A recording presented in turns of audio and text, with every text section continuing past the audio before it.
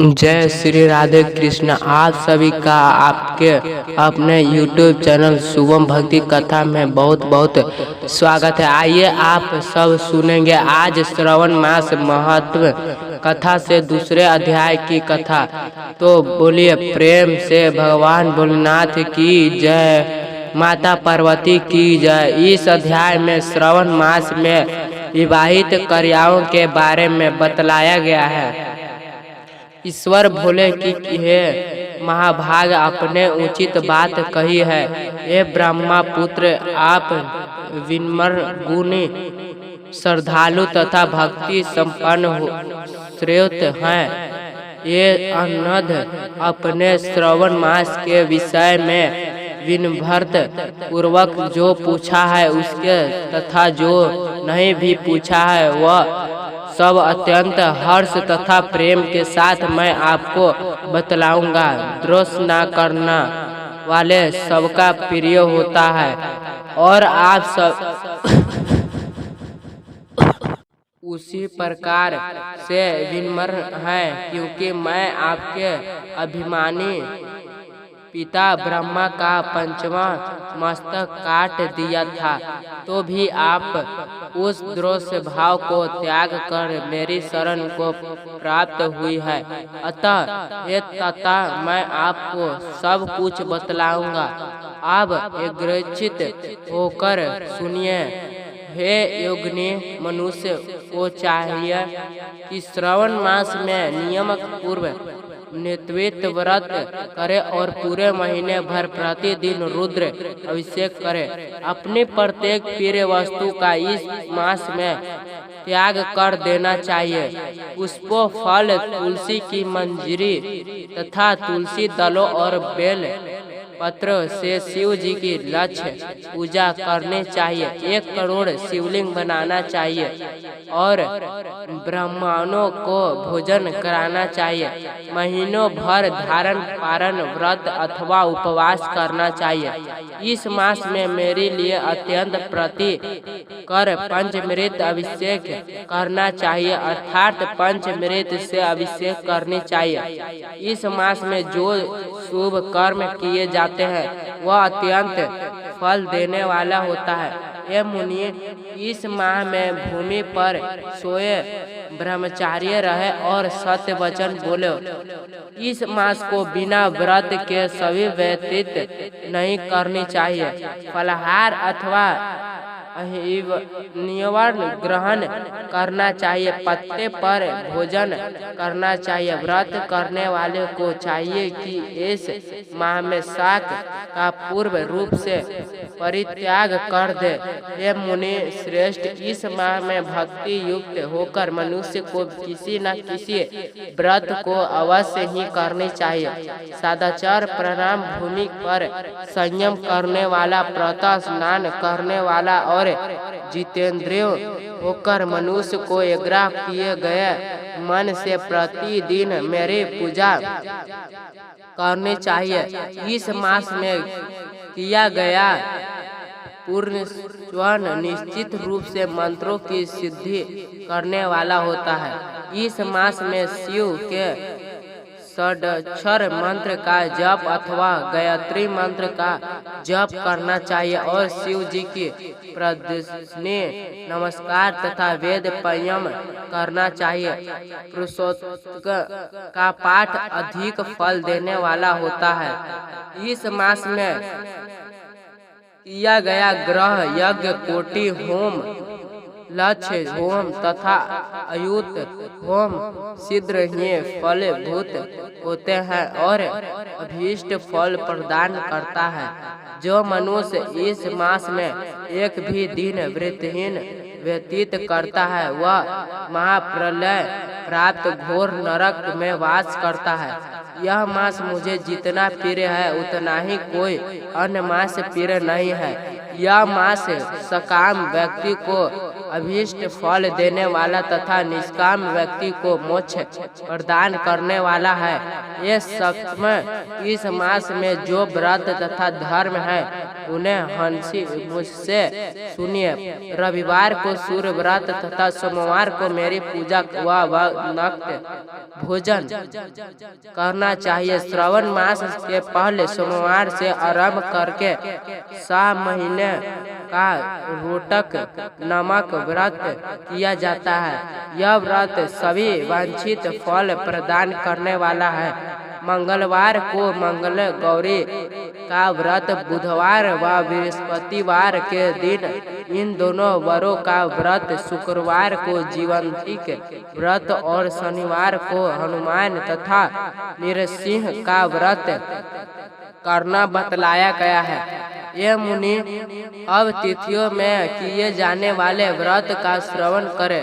श्रवण के शुक्ल पक्ष की द्वादशी तिथि को औदुंबर नमक व्रत होता है।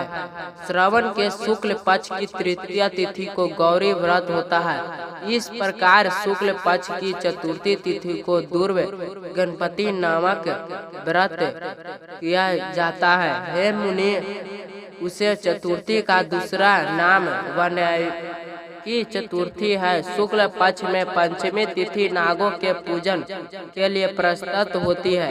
ये मुनि श्रेष्ठ, इस पंचमी को सौरसव कल्पदी नाम से जानिए। षष्ठी तिथि को सुपैदन व्रत और सप्तमी तिथि को शीतला व्रत होता है। अष्टमी अथवा चतुर्थी तिथि को देवी का पवित्रोत्पन्न व्रत होता है। इस माह के शुक्ल पक्ष तथा कृष्ण पक्ष की दोनों नवमी तिथियों को नक्त व्रत करना बतलाया गया है। शुक्ल पक्ष की 10वीं तिथि को आशा नामक व्रत होता है। इस मास में दोनों पक्षों में दोनों एकादशी तिथियों को एक इस व्रत की कुछ और विशेष मानी जा गई है। श्रावण मास के शुक्ल पक्ष की द्वादशी तिथि को श्री विष्णु का पवित्रोपन व्रत बतलाया गया है। इस द्वादशी तिथि में भगवान श्री घर की पूजा करके मनुष्य परम गति प्राप्त करता है। उत्सर्जन उपकर्म, सभा दीप सभा में उपकर्म, इसके बाद रक्षा बंधन, पुनः श्रवण कर्म, संपर्ल बलि और हय गृह का अवतार, ये 7 कर्म पूर्णमासी तिथियों को करने हेतु बतलाया गया है। श्रावण मास के कृष्ण पक्ष में चतुर्थी तिथि को षष्ठी चतुर्थी व्रत कहा गया है और श्रावण मास के कृष्ण पक्ष की पंचमी तिथि के दिन मानव कल्पदी नामक व्रत को जानना चाहिए। ये दजुतम कृष्ण पक्ष की अष्टमी तिथि को ही श्री कृष्ण का पूर्वावतार होता है। अतः महान उत्सव के साथ इन दिन व्रत करना चाहिए। ये मुनि श्रेष्ठ, इस अष्टमी को मानवादी तिथि जाननी चाहिए। श्रावण मास की अमावस्या तिथि को कठोर व्रत कहा जाता है। इस तिथि में कुशों का ग्रहण और वृषभोगों का पूजन किया जाता है। इस मास में शुक्ल पक्ष की प्रतिपदा तिथि से लेकर सभी तिथियों के पृथक देवता हैं। प्रतिपदा तिथि के देवता अग्नि, द्वितीय तिथि के देवता ब्रह्मा, तृतीय तिथि के गौरी और चतुर्थी के देवता गणपति, पंचमी के देवता नाग हैं और षष्ठी तिथि के देवता कार्तिकेय हैं। सप्तमी के देवता सूर्य और अष्टमी के देवता शिव हैं। नवमी की देवता दुर्गा, दशमी के देवता यम और एकादशी तिथि की देवता विष्णुदेव कहे गए हैं।